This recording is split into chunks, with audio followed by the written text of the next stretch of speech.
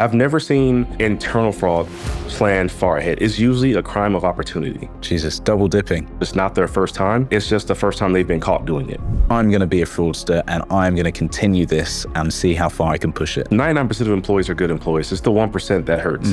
We have a repeat offender here. I see that being the future of fraud. Hello, dear audience, and welcome to another episode of What the Fraud, a podcast by Sumsub where digital fraudsters meet their match. I'm Thomas Traniak, currently responsible for some of our very exciting partnerships here at Sumsub, the global verification platform helping to verify users, businesses, and transactions as well. When we talk about the risk of fraud to a business, it doesn't always come from hackers or outsiders. It often starts inside the building. Insider attacks can cost companies a lot, and in 2024 alone, the average cost of an insider attack was $17.4 million US. But there's also a cost in trust and reputation.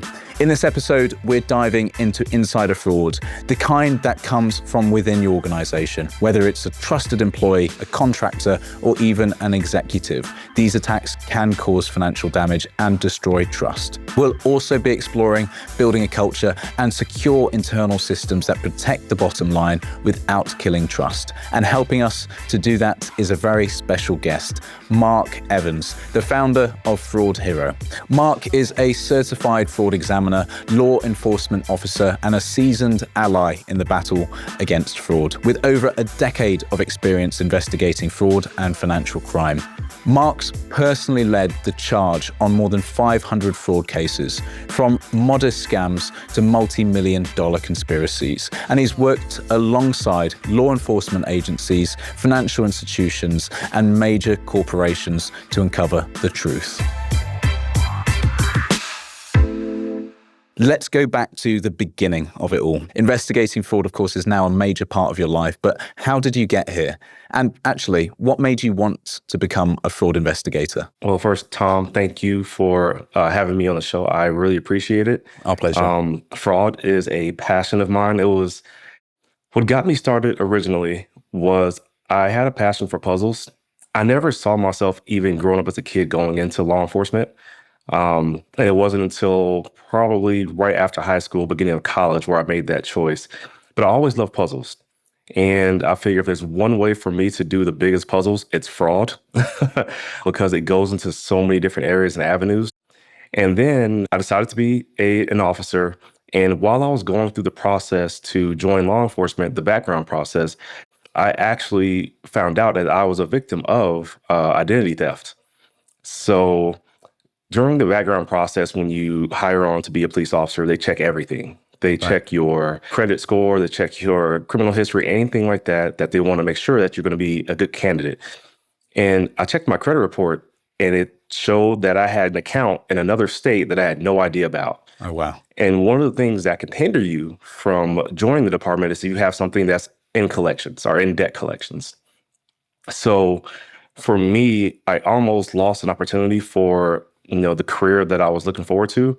And that kind of pushed me even further to want to dive in and investigate fraud, because I figured if this can happen to me, this can happen to anyone who's trying to maybe get their dream job, their dream home, the dream car that they want, and some criminal will stop them from being able to do that. Oh, absolutely. What do we mean when we talk about employee fraud, also known as, of course, insider fraud? What are the sorts of fraud that are becoming more prominent, and why do you think that's the case, Marc? Well, when it comes to insider fraud, that's essentially our embezzlement, as some people call it as well.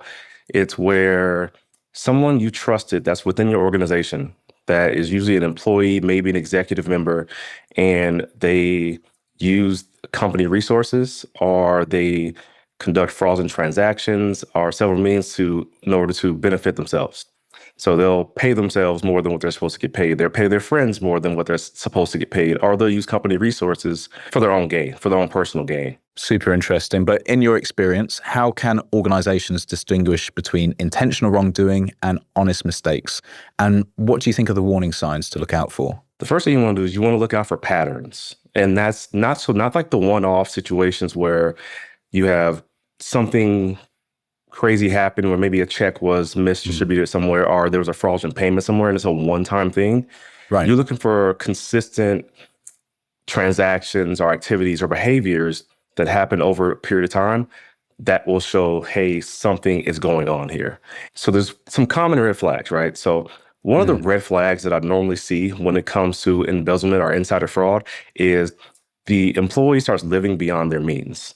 So you have someone who's making $40,000 or $50,000 or 40 or 50,000 pounds, I mean, in some cases, and all of a sudden they're driving a car that's worth 100,000 or 150,000.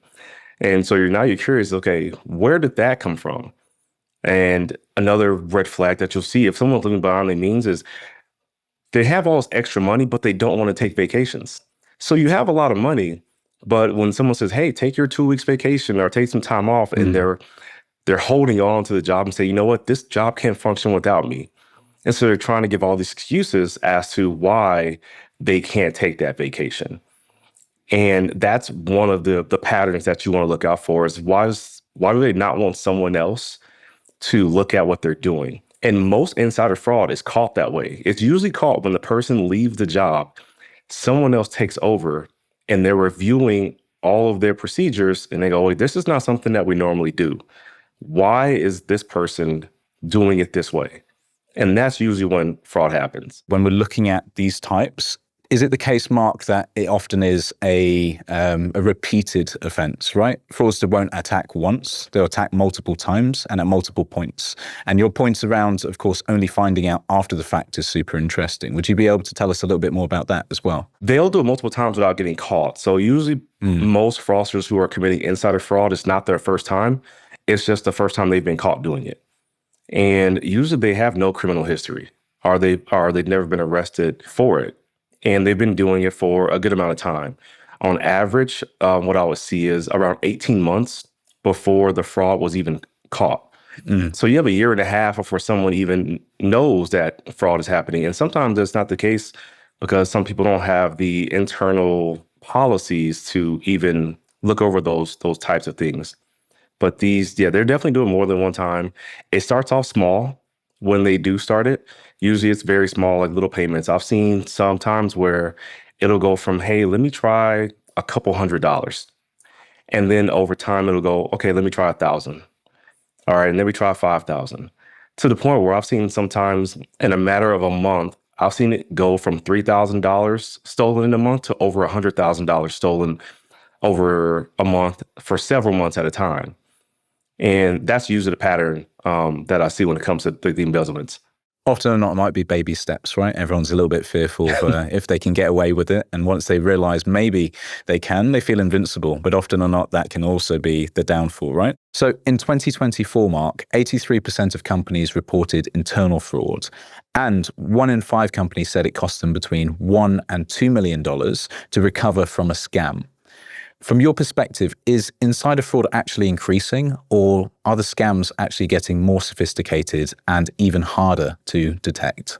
Well, one of the reasons that they're increasing is after 2020, where, we went through the whole pandemic and a lot of businesses were shut down and forced to remote work.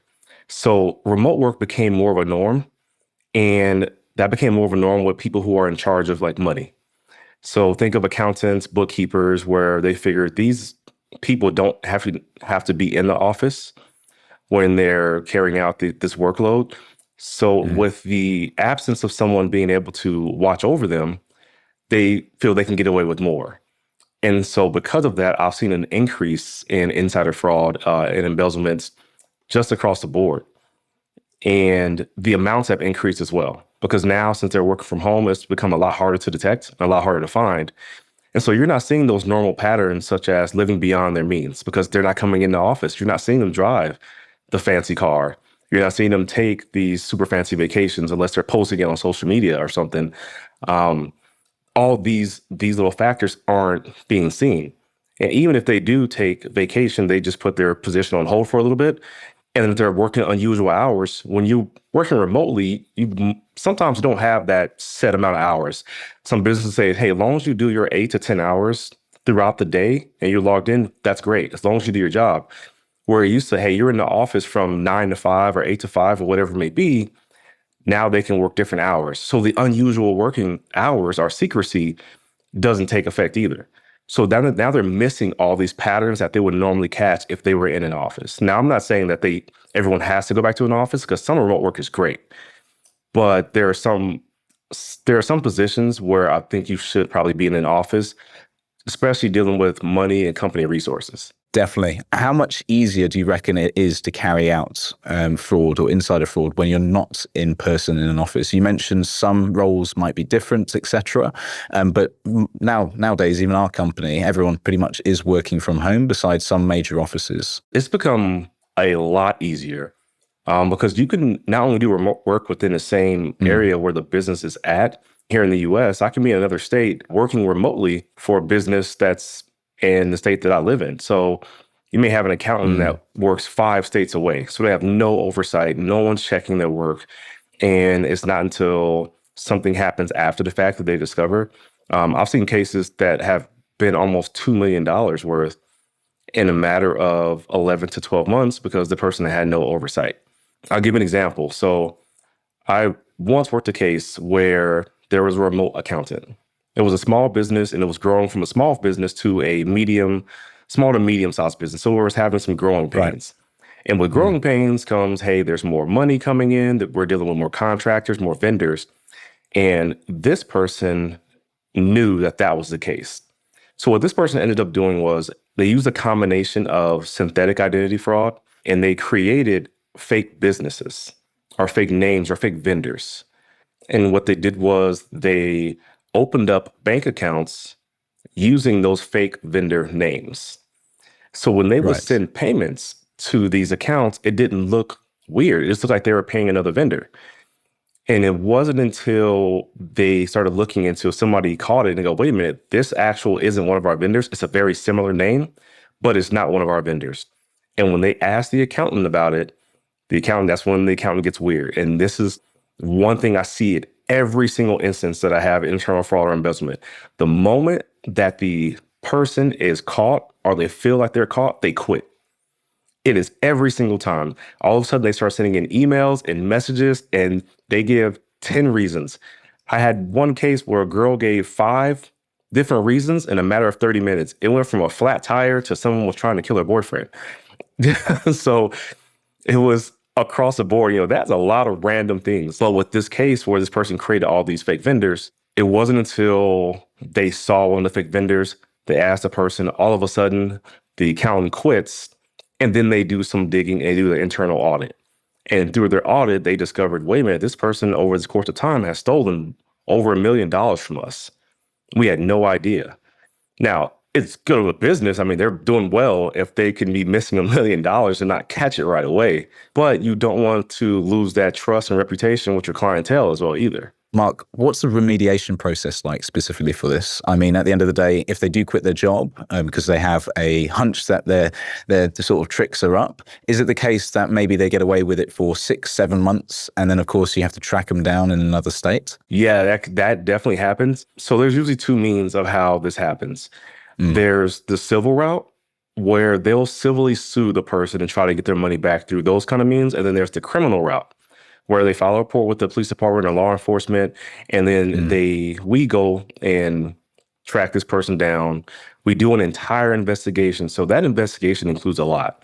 So as a detective, I'm sending subpoenas or requests to banks. I'm getting a ton of information from the business.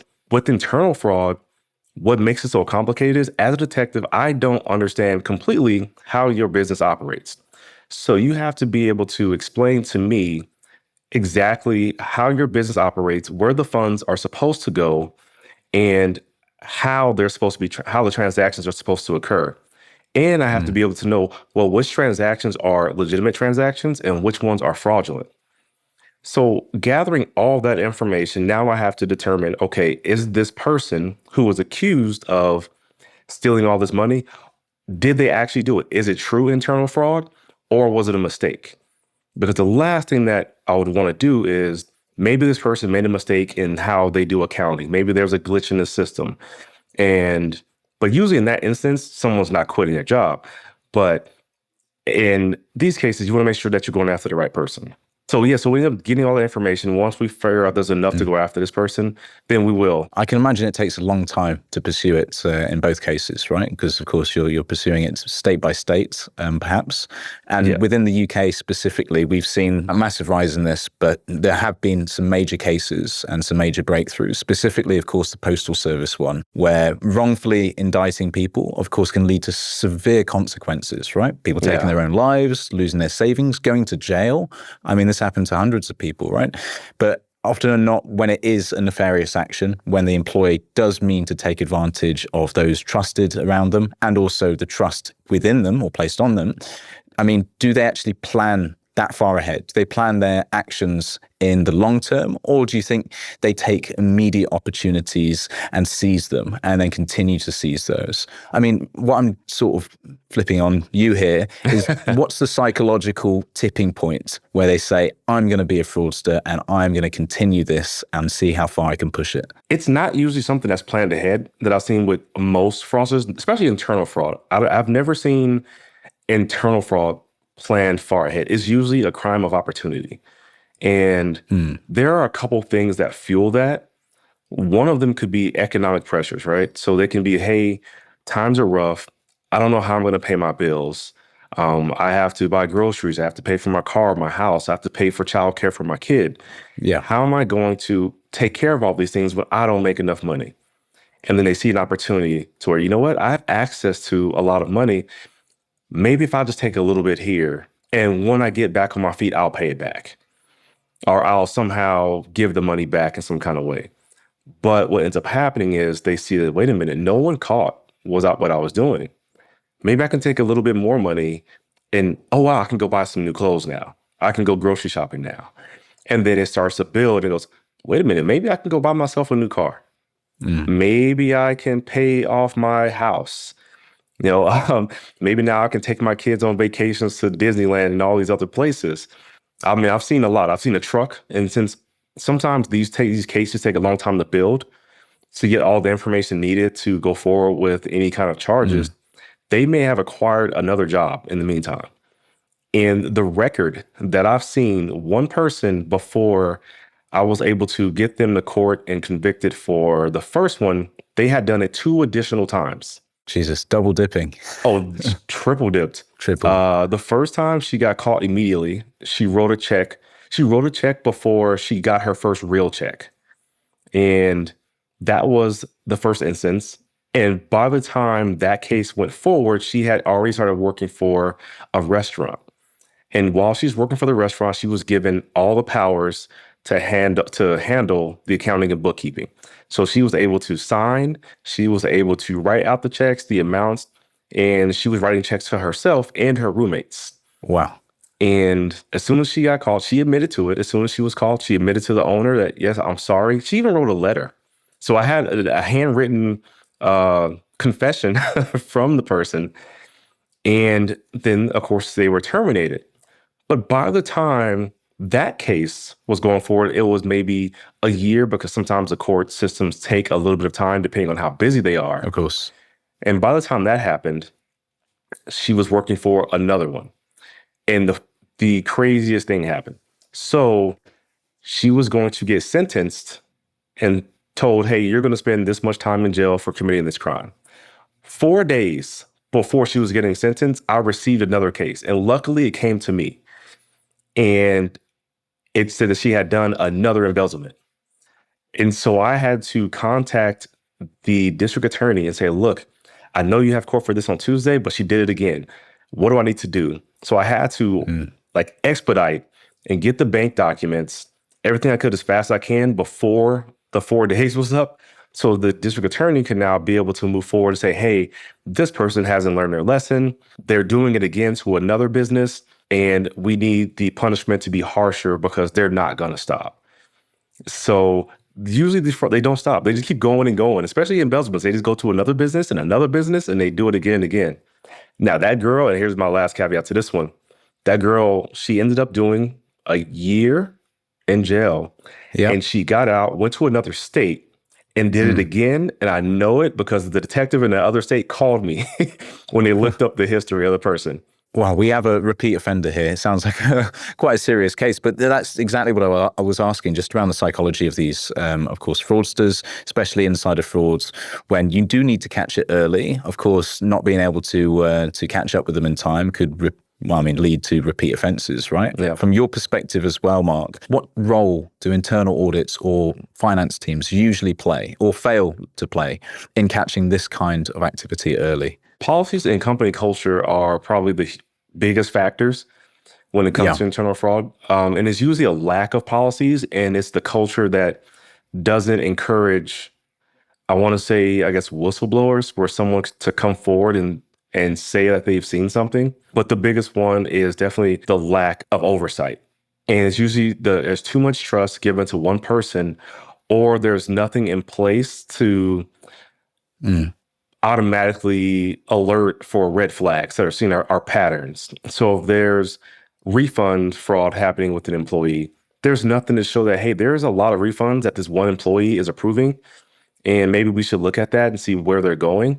And the other one is, well, we have employees who saw that this person is committing fraud, but the culture tells them, hey, if you come forward and say something, you may also be in trouble for being a part of it, even though they never were a part of it. But just because they saw it, sometimes they get in trouble. I've seen an employee get fired because they came forward and said that they saw another employee commit fraud against the business. That's terrible. And that was a culture issue, but that sends a message to the rest of your employees that, wait a minute, if I come forward and say something, I'm going to get fired. And that's not something that you want to have within the business. Colleague on colleague as well. But if you're an executive and if you have this issue, which is quite widespread within your company, it's not often that you'd want to come forward and sort of share it publicly, right? Did you hear about the Macys scandal as well, the accounting one? Oh, no, I haven't. You got to tell me about it. Well, absolutely. It was revealed that a single employee actually concealed $154 million basically in delivery costs, which basically inflated the company's earnings and then triggered a bonus payout for all of the executives as well. It's a staggering figure, right? Oh, wow. So what stands out to you when you hear about a case like this, for instance? Is this a case of a lone rogue actor, or do you think a bigger system failure? Because we're looking at this from the perspective of actually, a huge concealment of $154 million. It inflates profits, bottom line. And then, of course, as a public company, it can make real damage on both individuals externally who've invested in the company and so much more. I don't see it as like a bigger conspiracy where it's like a group of individuals working, because I've seen big amounts that are stolen. But it could be an oversight, because now that all the rest of the executives are getting these bonuses, maybe they're just like, you know what, we're doing great. I'm getting paid out. We're doing great. They don't want to look into it because they figure, well, if he says we're doing great, we're doing great. I'm getting my bonus and I'm going on vacation to the Maldives, right? But that's a lack of internal oversight. It's a lack of checks and balances in the system. It's, hey, you have one person who's being allowed to somehow hide $154 million and no one caught it. Or maybe someone did catch it and they're so afraid because maybe this person who did it is an executive member. Maybe they're a COO or CFO. And there's this fear of retaliation to where if they say something, they're going to lose their job.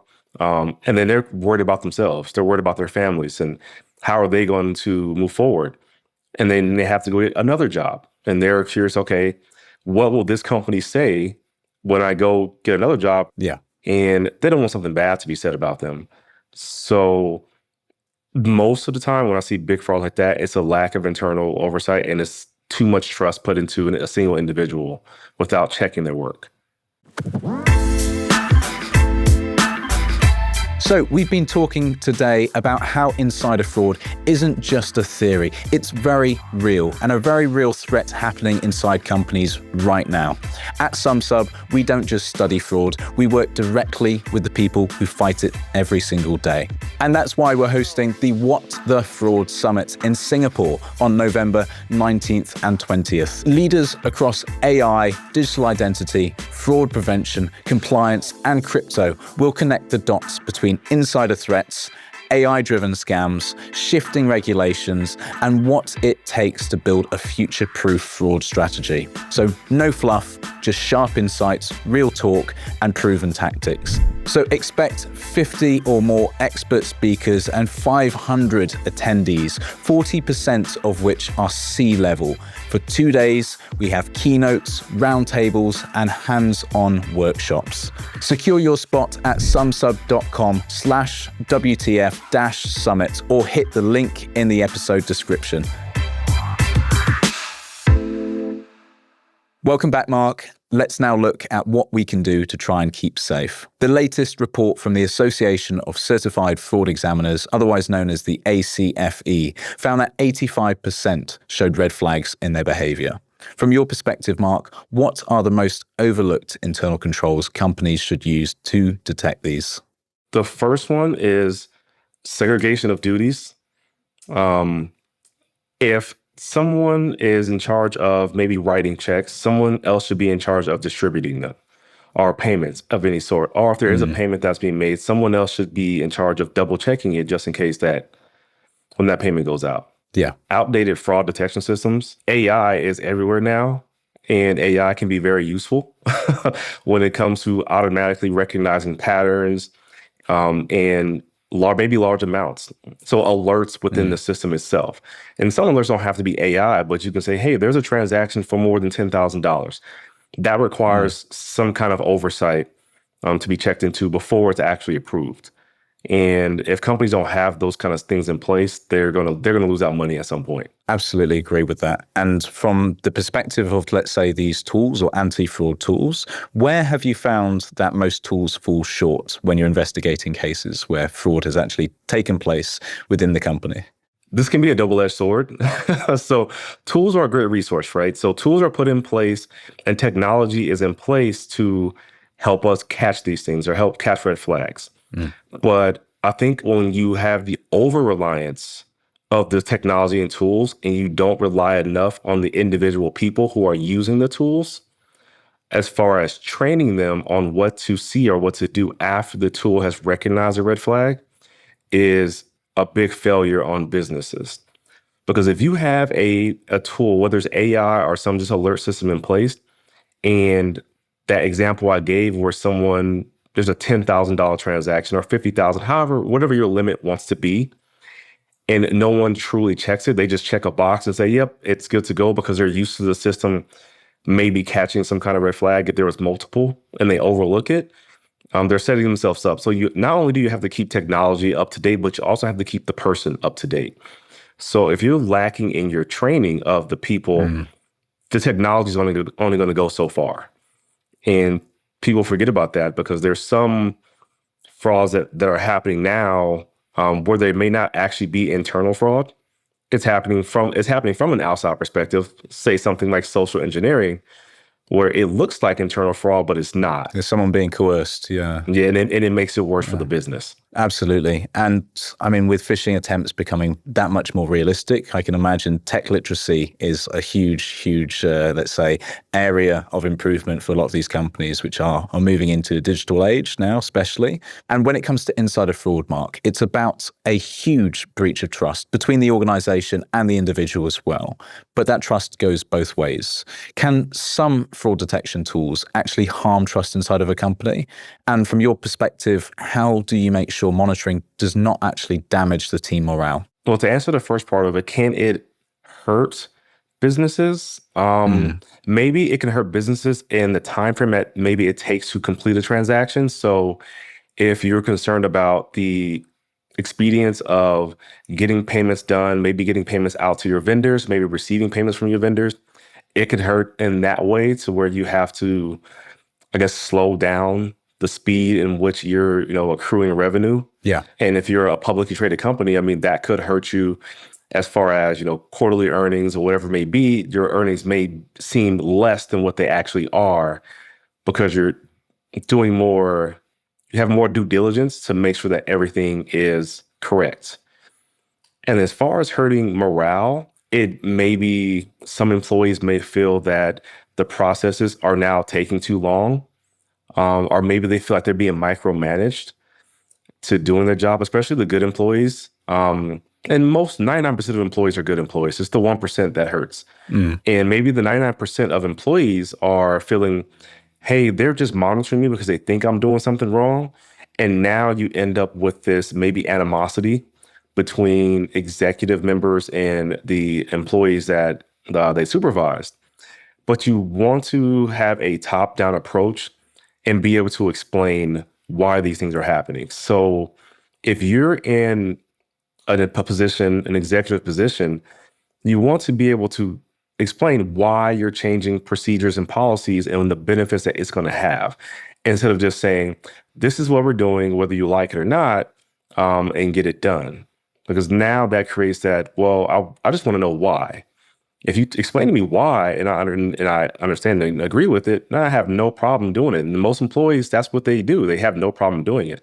It's the lack of information that they get when they have to put in new policies and procedures. 100%. And from the perspective of employees, let's say in large companies, I'm sure that most wouldn't want a big brother which implements new, novel things, doesn't tell them why, and they have this feeling that they're always being watched, right? Because it adds that fear element. It adds that, okay, we're going to lead by fear, an example of if you don't stick to your lane, there might, of course, be some repercussions as well. I mean, we've talked about this on, the wider US basis, right?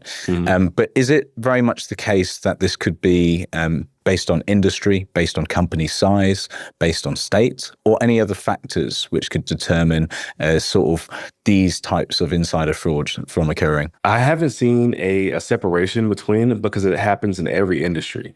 So I've seen it happen for restaurants. I've seen it happen for major hotels and casinos. I've seen it happen for car dealerships and car rental companies.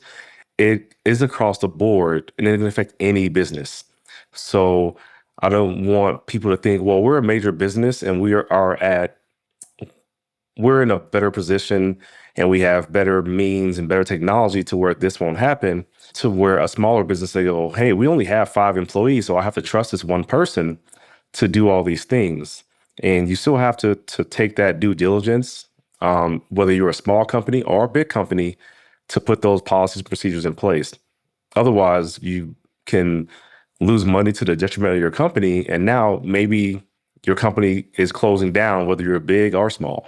I completely agree with you there. And now looking, of course, we've looked at insider frauds, and from the perspective of, let's say, trends, where do you see it going in 2025 to 2026 and beyond? With insider fraud, one of the things that I see going forward with insider fraud is the use of synthetic information or synthetic ID information to commit the fraud. If you do have someone who plans it out, maybe they use synthetic ID that they've created to get hired onto a company.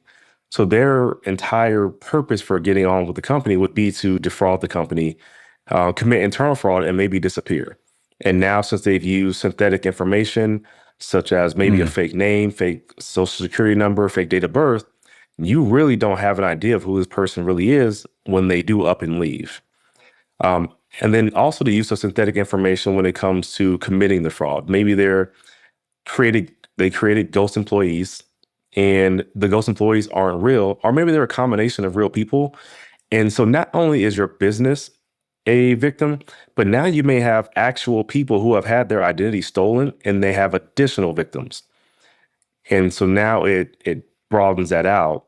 So the use of that is going to be big. And then protecting information. I've seen a lot of insider fraud that doesn't result in maybe the company losing money immediately. So I'm thinking of something that I've dealt with in terms of banking and financial institutions, to where now we see a lot of information that gets leaked from like data breaches, where somebody's credit card information, bank account information, all that stuff becomes available on the dark web, on Telegram and other places. But they don't realize that it's an internal theft that's happening, that maybe one of their employees who was inside is stealing this information and giving it to other fraudsters to use, or using it themselves. And now, while the business may now lose some money, the bigger thing they're going to lose is reputation. Because now you have customers and clients who are saying, I can't trust you with my information because it's being leaked by one of your employees, and then I'm being a victim of fraud elsewhere. So they have to look at it from that sense too. I can see that monetary, of course, implications can also come down much further down the line, right? As you said, there might not be initially fiscal in terms of the explosion around a fraud case, etc. But the reputational damage is something which sticks within a lot of minds and hearts today. And when we're talking about, of course, these data leaks, SSN specifically in the US, of course, there was an issue there, let's say, and the access to this sort of data. But AI is also coming into play where individuals are not only able to source SSN, but also activate their phishing campaigns to find out more information about people, steal their identities, provide deep fakes around these individuals, and create documents as well. So as you mentioned earlier, Mark, AI is clearly a double-edged sword in fraud, empowering both the attackers and the defenders. So from your perspective, where does AI show the most promise in detecting insider threats? And where do you see the current limitations or risks, let's say, in relying too heavily on it as well? I think people should go into the use of AI, but look at it as a tool and not the end all be all, not the thing that's going to fix everything. It's still a tool, just like a computer, like a phone, like these technologies that we use. It's a tool, but it's an advanced tool. In the same way that you said they can create deep fakes, they can clone voices, they can pretend to be CEOs. I remember the case where I think it was in Hong Kong where the guy sent $25 million thinking that he was talking to his... That was huge. He thought he was talking to his CEO on a Zoom call or I think Zoom or Teams call. It was definitely, and there was multiple on that call as well. It was like his CRO, his CMO, there was loads of people and the CEO together. So yeah, I mean, that's what we're talking about in terms of hybrid versus in-person work and trying to trust everyday calls. Because I do trust my calls implicitly, which is also a bad sign, right? Yeah. It's very hard to authenticate who you are speaking to on the other line. So I think leaning into it and using it as a tool versus it's going to fix everything. Yeah. So I think people should, and businesses should use it because where it's going to have the most impact is pattern recognition. So when you put it into your system and you want to see if there's multiple transactions happening, maybe they're all going to the same account. Maybe there's a single person who's doing multiple transactions that are out of the norm. It can recognize that this person normally does maybe 5 to 10 transactions per month, but this month there were 25. Okay, why did it increase so much? What are the amounts? Our amounts are normally a couple $100s or a couple $1,000s, but we're seeing tens of thousands of dollars in transactions now. And the AI systems will be able to set those alerts to allow the actual person, to then begin their investigation and look into it. I completely agree with that as well. I mean, from the perspective of evolving trends, we're seeing AI come into force with a plethora of, let's say, tools for fraudsters to use and for, let's say, businesses at the end of the day to make sure that they can spot and stop insider fraud through pattern recognition, as you mentioned, Mark, and other tactics as well.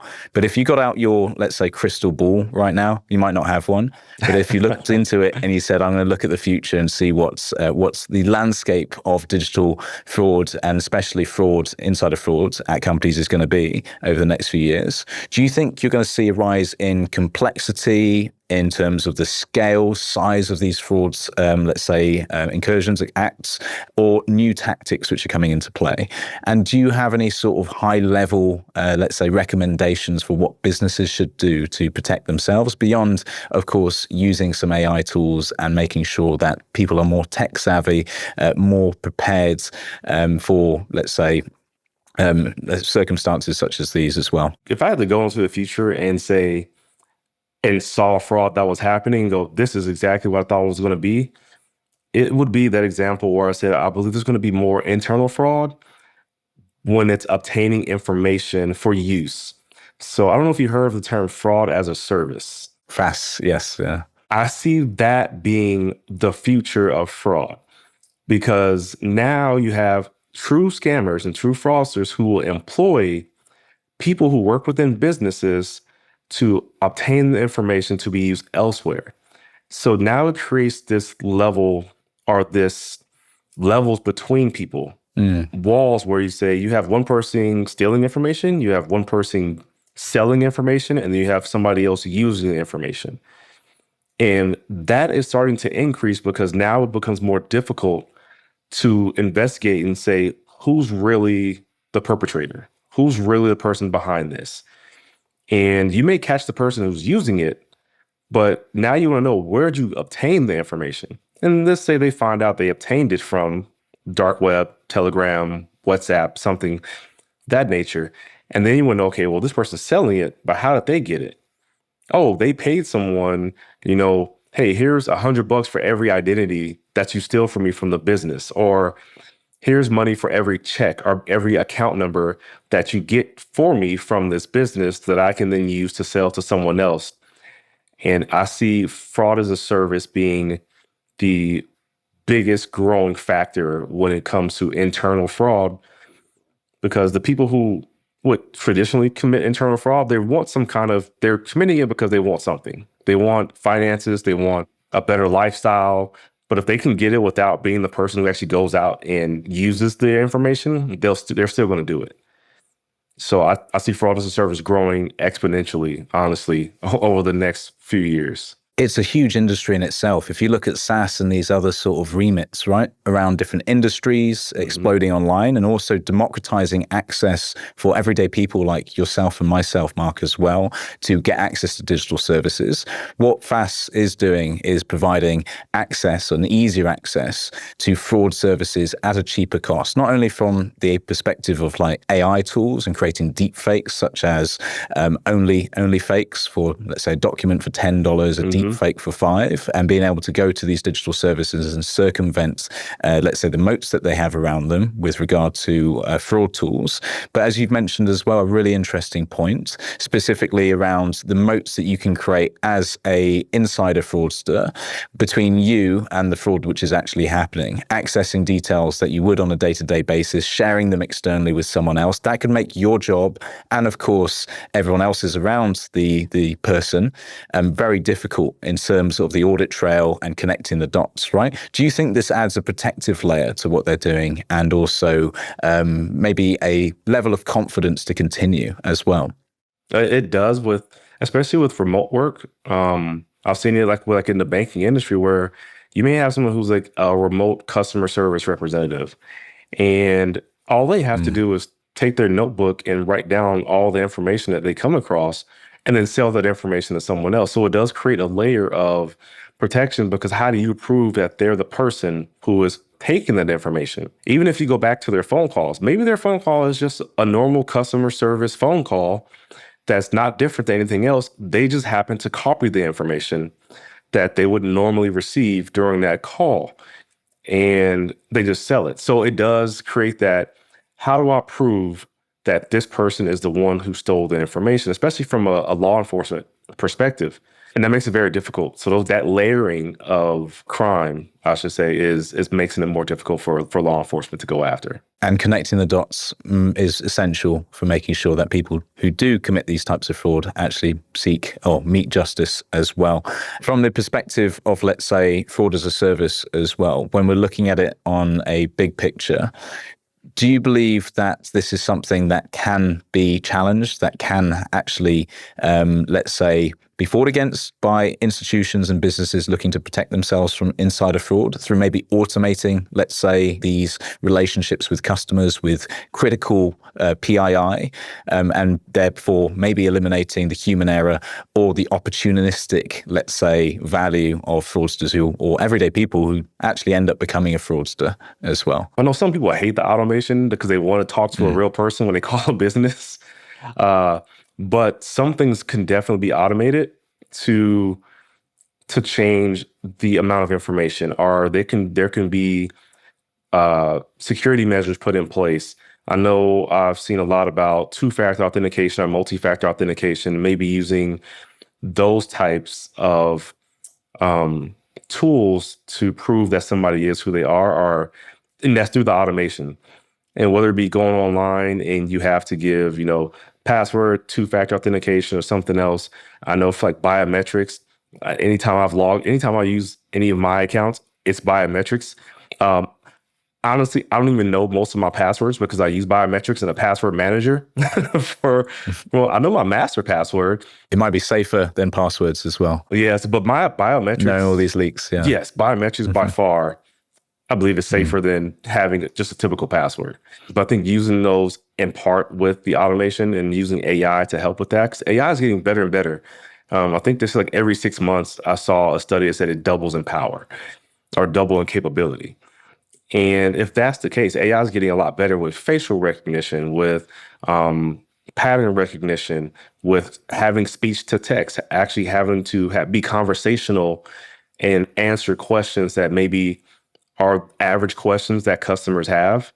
You can use those to answer those typical questions. Now, maybe something that's a little more complex, they can talk to a physical person, but there are definitely some of these smaller factors that can be automated or AI can be used to streamline services for people and make it more safe. I think with, or especially agentic AI, when you can have agents as compliance officers or audit officers within companies, it can consolidate a lot of the work as well.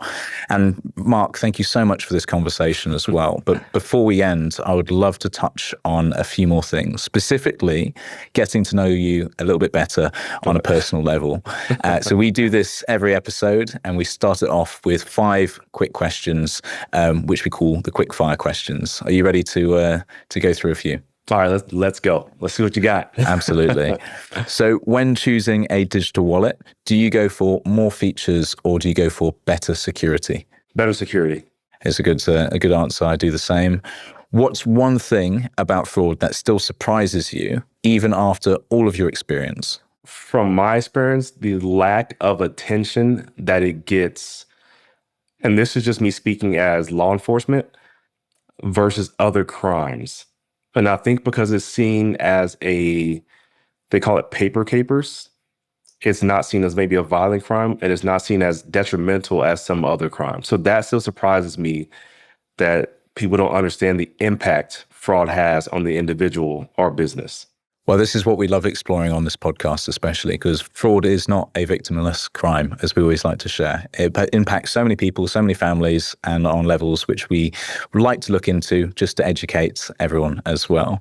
Next question. Of course, we've answered this earlier in our conversation. Have you ever been a victim of fraud yourself? Do you have any other cases? I mean, was that a one-off or did you see this again? First, I'll say anyone can be a victim of fraud. I don't care if you think you're the utmost expert in the world. Everyone has the capability to be a victim. So I talked about the one where I had my identity stolen, but I mean, I've had my credit card stolen before, which is why I use a digital wallet more than anything nowadays. But this one was stolen from a pay for parking data breach that happened. So I don't know if you've ever been to California, but it is pay for parking everywhere. And you have to use their system, and they have either QR codes or you go to their website. I don't prefer to use QR codes because I've seen where stickers are placed and it goes to the wrong website. But in this instance, I went to the website, I paid for the parking, and a year later, my credit card was being used in another state. And I went to look up if there were any data breaches, maybe my information was in. And it turned out that parking company was at a data breach. And I go, well, that's how my information got out there. So even though I did everything I could to try to prevent being a victim, I couldn't prevent them having a data breach. Well, hopefully you managed to recoup some of those funds. It sounds like a bit of a headache. I did. I actually scared the bank employee because of the questions, because of my professional, because what I do for a living, I'm a detective in fraud. I was asking a bunch of questions that they weren't used to receiving from a normal customer. And so I had to explain that what I do for a living, and they felt a little more at ease after that. You walked them through what could have happened rather than them do that for you, right? Yes. I told them, like, here's what you need to do. You need to check this and check this. And they go, wait, how do you know that? Excellent. And we have one final question, by the way, Marc. If you could have any other career than the one that you're in right now, what would it be? And I say that with knowing that probably this is the career that you'd always love. But if I can choose any other career, I mean, I would love to be a professional athlete. That was my goal growing up, to be a professional athlete. I definitely am not doing that now. Age has definitely got to me, but I love archery. So if I could compete or even train as a professional, person who would teach archery or compete in archery competitions, I would definitely do that. Well, Marc, it's been an absolute pleasure having you on the What the Fraud podcast, honestly. Really enjoyed getting to know yourself and obviously your expertise as well. I think we've got a massive road ahead in terms of both spotting, stopping, and also educating the public around insider fraud. But of course, really appreciate your time today. And of course, thank you for educating both myself and our audience. No, thank you. I really appreciate being here. And if you ever need me to come back to talk about another type of scam, I'm game. Thank you for joining us today on this episode of What the Fraud. On the next episode, we're diving into the dark world of pig butchering scams. Our guest is a leading figure in the global fight against this fast-evolving fraud, known for bringing down criminal rings and recovering millions for victims. So tune in as we unpack how these emotionally manipulative crypto scams work and what's being done to stop them. Calling all listeners, we need your support. Please hit that follow button on your favorite podcast platform. And if this episode left you feeling empowered, drop a review. It helps other individuals out there trying to dodge the digital tricksters. So let's cut the small talk and get down to business. Follow, comment, review, you know the drill. And if you want to hear more about what we do here at Sumsub and how your business can actually benefit from our verification services, definitely check out our website at www.sumsub.com and subscribe to all of our socials. What the Fraud is a Listen production. The producer is Adrian Bradley and the executive producer is Nick Minter. The producer from Sumsub is Mila Varavina. Stay safe and see you on the next one.